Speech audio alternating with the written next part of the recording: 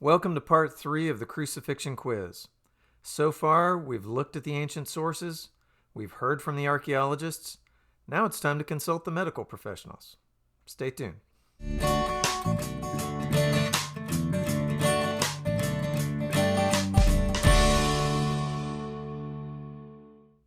Hello, I'm David Lang, and this is Bible to Life, where we bring the Bible to life so that it can better impact your life.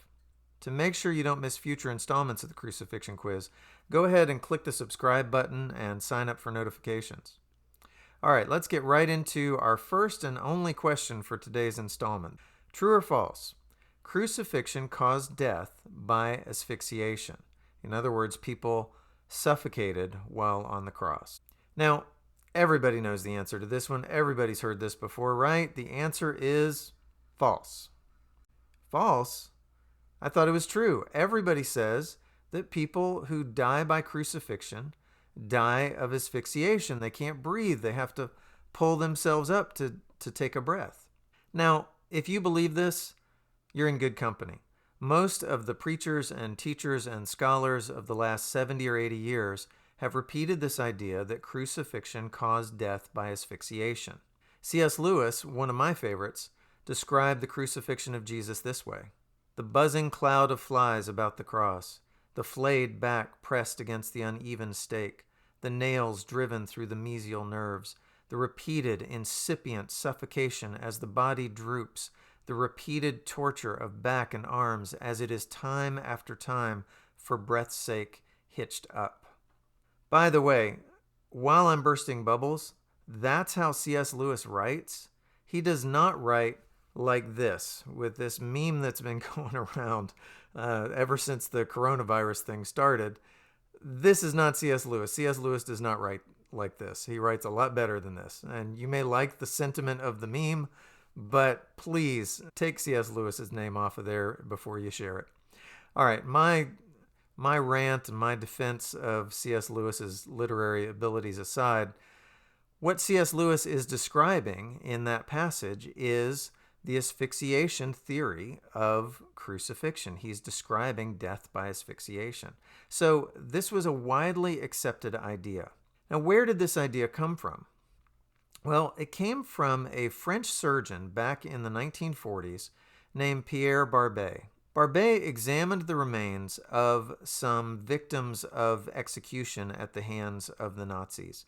And these prisoners were strung up by their wrists, so they had their wrists tied, and they were strung up against a stake and hung on a hook, essentially, so that they were dangling from that hook. And when Barbas examined the bodies, he determined that the cause of death was asphyxiation, that in that position, they couldn't breathe. And he saw that as an analogous situation to crucifixion on a cross. And so he theorized that those who were crucified on a cross likewise died by asphyxiation. Now, in proposing this theory, Barbas seemed to be solving an age-old mystery. If you think about it, it's a bit of a mystery as to why people who are hung on a cross die. None of their vital organs are damaged. They're beaten, they're traumatized, their hands and feet are nailed, but no vital organs are pierced or damaged in any way. So what causes death? What's the cause of death? Barbas put forward a plausible theory as to what caused death on a cross. And it's a pathetic image, too, this idea that you're struggling for breath after breath after breath. It really connected with people emotionally, just as C.S. Lewis wrote that very emotionally gripping passage. Barbas' theory also had a couple of other things to commend it. It accounted for why crucifixion took so long. Why was it such a slow death? Well, this idea that you slowly suffocate seemed to make sense to people. Barbas' theory also accounted for the fact that when the Romans wanted to hurry death along, they would come and break the legs of the victims that were hanging on the cross, and then they would die more quickly. The gospel accounts say that the Romans did this very thing. They were trying to hurry death along so that these bodies wouldn't be hanging over the Sabbath. And so they went to each of the thieves crucified on either side of Jesus and broke their legs. And when they came to Jesus, they realized that he was already dead, and so they didn't bother to break his legs. So Barbas' theory seemed to make sense of that. If the legs are broken, then the victim can't push up with their legs, and so all they can do is pull with their arms for those breaths, and the arms are going to get very tired very quickly, and suffocation happens very quickly after that. So Barbas' theory had a lot to commend it. But there was one thing that always bothered me about this idea of suffocation, asphyxiation, and that's this. What about Peter? Peter was crucified upside down. How does the asphyxiation theory account for Peter's crucifixion? He didn't need to pull himself up to breathe. So why did Peter die? What about other victims of crucifixion? We talked in yesterday's installment of the quiz how there were people that were crucified in all kinds of different odd positions. And so the asphyxiation theory would seem to indicate that you had to be hung at a certain angle in a certain way in order to be unable to pull yourself up. So Barbas' theory did have some problems. More recently, an American medical examiner named Frederick Zugaby decided to test Barbas' theory.